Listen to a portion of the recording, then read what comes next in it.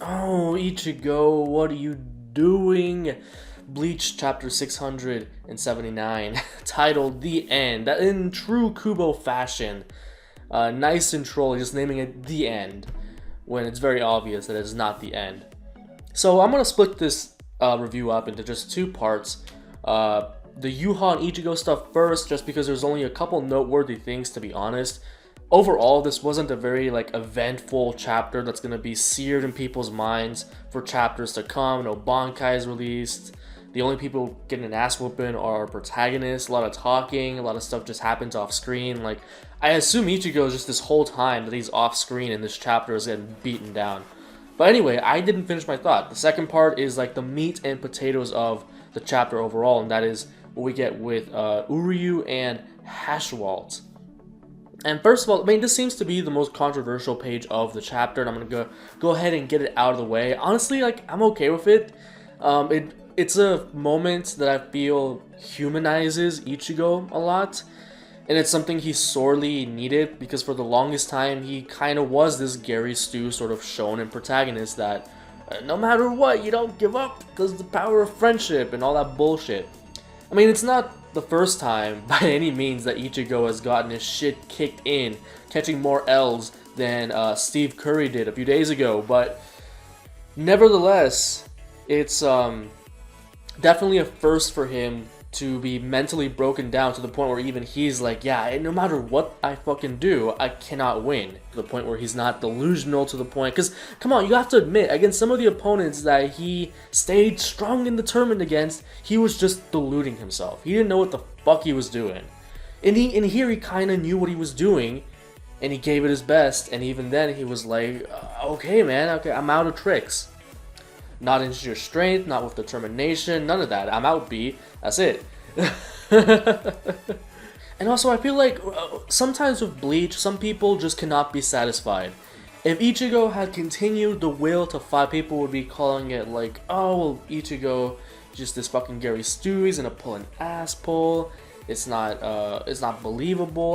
Come on, Ichigo, what are you doing? This is a repeat from the Ukiura fight, where even when he was being beaten down, and well, he did die, he got killed, a hole blown through his chest, blown away, he was still raising up his sword, and here it's just nah, I got nothing.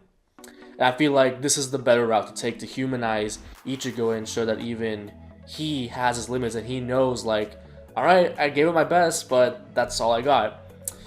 He's not just this mindless brute, as we've seen. He's gained mental maturity and self-awareness, and this is very reflective of that, even if it is kind of depressing. You do have to admit it. However, the twist here comes with Yuha taking what I assume to be his Quincy power. In the beginning, I thought he just was gonna drain all the power out of him and just kill him. But, the blue, this looks like kind of like a blue Quincy pattern on his face, meaning that the Quincy powers are being sucked out of him. And I've watched a mini review before this, since I'm relatively late to actually getting this review out, and a lot of people have been speculating on something that Ichigo said in the chapters prior, which was about the balance in his powers being disrupted. And now that all the Quincy Ryatsu will be gone from his body, will the Hollow take over? Perhaps the Hollow power is being amplified. I don't want to see the Rage Mode Vasto Lorde form. That would be a major regression in Ichigo's character, and it would just be old hat, and I wouldn't really like it. And Ichigo's supposed to have control of his powers now. So, I feel like at this point, the way I would go forward is perhaps, if there was ever a better time for Ichigo to go into his inner Zanpakuto spirit world, it would probably be here, because the Hollow's getting riled up, and Ichigo at this point maybe would have to. And see, that's another reason I don't like the Vasto Lorde rage route, is that it would just seem like Ichigo just springs out of this depression, and all of a sudden it's a fight again. No, there has to be some sort of segue where Ichigo has to consciously make a decision to keep fighting. And as Yuha's draining his power here, he can go into his subconscious little world and have the two spirits, the old man Zangetsu, maybe he's in his Tensa Zangetsu form, he's being sucked away, and the hollow powers, and that could appear as his like Vasto Lorde berserker mode, and he has to make a choice. Does he try to save Zangetsu and ultimately fail, or does he make the rational decision and come to terms that he needs to go full hollow to beat, or to escape from this situation, even to come out of this alive, and abandon the Quincy side of him for now and walk towards the hollow side? You can have the two standing at opposite ends with Ichigo in the middle, and he has to make a choice now. That would be good progression for his maturity and him coming to terms with what he is and what his powers are, and really where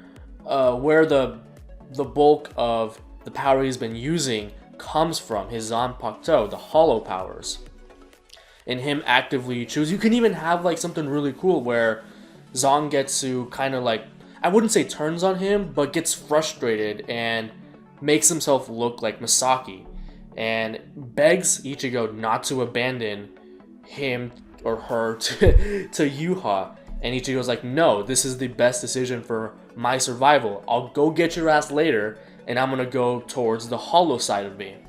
That'd be really good character development for him, and a real departure from like the hot-headed, rash shonen, typical shonen protagonist that he's been shown before by having a sequence like that. And I feel like that's something that I would like more from a writing standpoint than what people have been speculating is just him going into a mindless berserker hollow rage. Nuh-uh. I really don't like that idea. Another major thing that's kind of like interesting about the Yuha side of this fight, I'm kind of working backwards. This is the beginning of the chapter, and then this fight is off screen for the rest of it until the end, is that Yuha kind of implies some sort of limit to his power where he can only change things that apply to him. Like he's, okay, let me just read it out so I can sort of remember. It is no different than the powers you two possess, fucking troll. Just as you are unable to influence no more than the one instant that exists before your eyes. I don't really know how to interpret that, but I feel like that's just something that's just a statement, that a limitation that exists, so that later when Yuha is inevitably defeated, we don't go, well, okay, why doesn't he just change the future so that everybody dies? Or some bullshit like that. It's like the Grammy dilemma all over again. I feel like Kubo kind of learned from that and is giving us this kind of weak sauce like disclaimer, like, yeah, this power has limits even though it's insanely broken.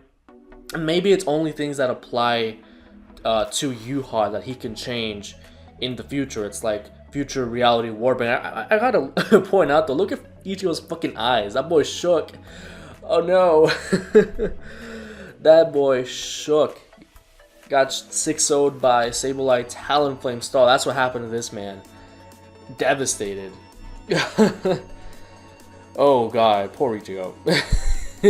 I might have to make this like part of the thumbnail or some other. There's so many pathetic Ichigo moments in this chapter. He's either on the ground or he's just fucking flying, stuff like that. And then what else happens? Oh yeah, and then there's one scene that kind of confuses me, or that I can okay, there's also this. All I can do is influence and change the entirety of fate that I see in mind. Okay, so that kind of confirms that he can only change things that directly apply or influence him.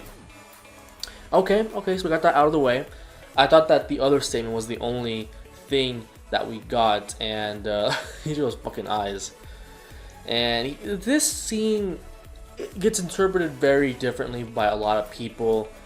This scream he has here, and a lot of people want to take it as like the typical Ichigo doesn't give a fuck, he's just angry, he's gonna just rush in again with no regards. But I feel like for me this is different. Look at this boy's eyes.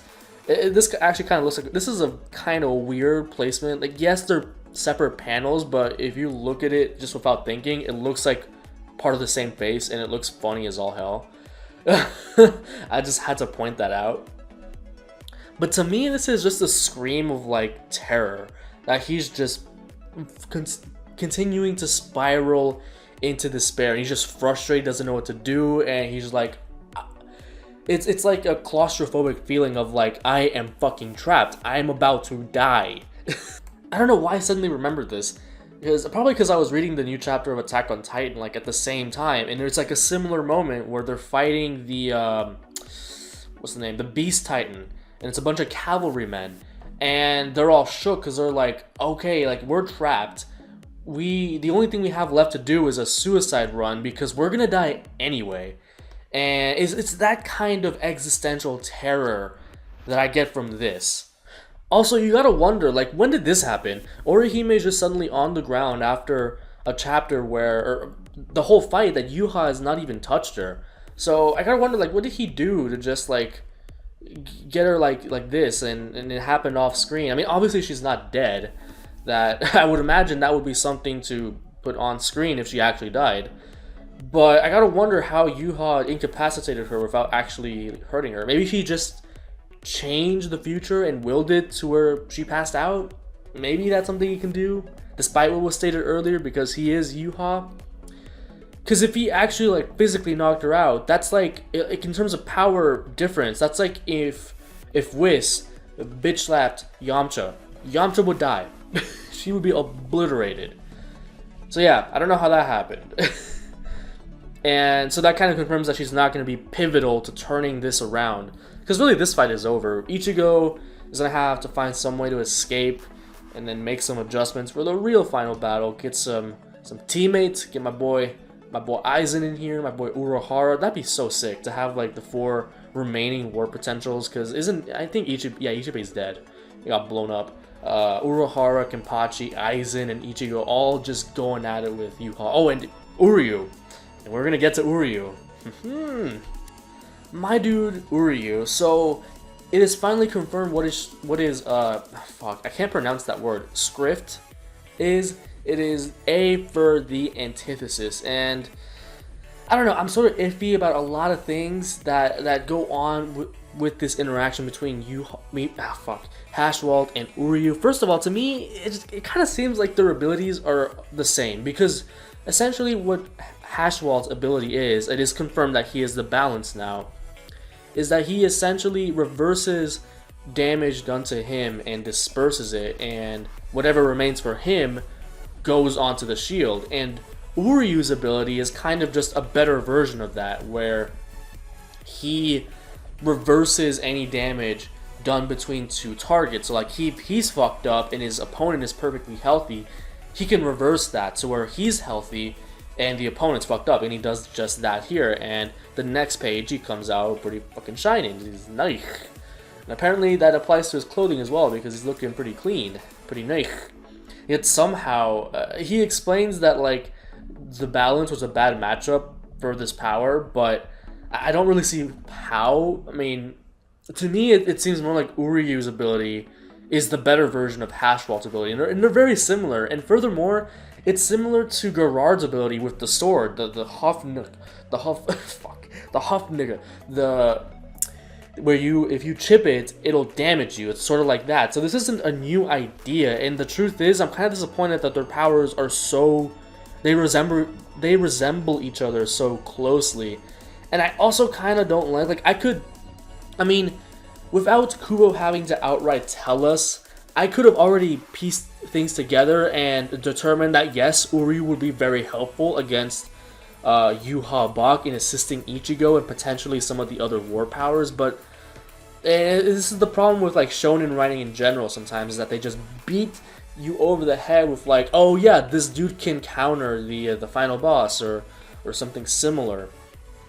But and I can already anticipate a lot of people bitching about another perfect counter ability, but honestly, I'm cool with it, mostly because I don't think that the way they explained Uryu's power, no way in hell it alone can beat Yuha, and it has applications, obvious applications outside just beating Yuha as an ability in and of itself, which makes it kind of okay, because with a couple of the others that didn't really apply, like the Shinsen Hakyoken was the worst of the fucking worst.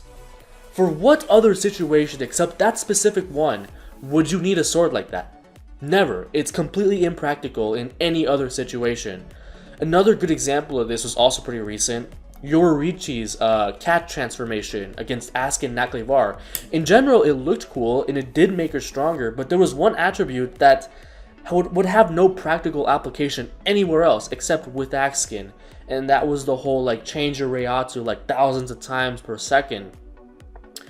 Though I'm gonna let that one slide a little bit more just because that wasn't the ending blow for Asuka. Asuka did manage to defeat that once he went into his Volt standing.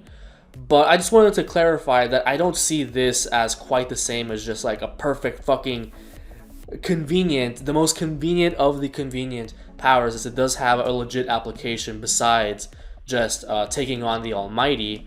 And it alone, I do not see it beating Yuha by no means. Even if it forces him to stop using the Almighty and fight with a little bit less, like a lot less predictable to try and counter out this power, it by no means would single-handedly thwart Yuha in Lily Barrow fashion, which I forget sometimes that the dude is still alive. It's fucking flamingos down in the lower areas, the Soul Society. Maybe we'll get Aizen there. I'll admit I'll be a little disappointed if we only get Aizen to beat Lilibaro and finally finish off that pathetic excuse for a fucking Stern Ritter. Good God, we had something good going there, and Kubo ruined it. But enough about that.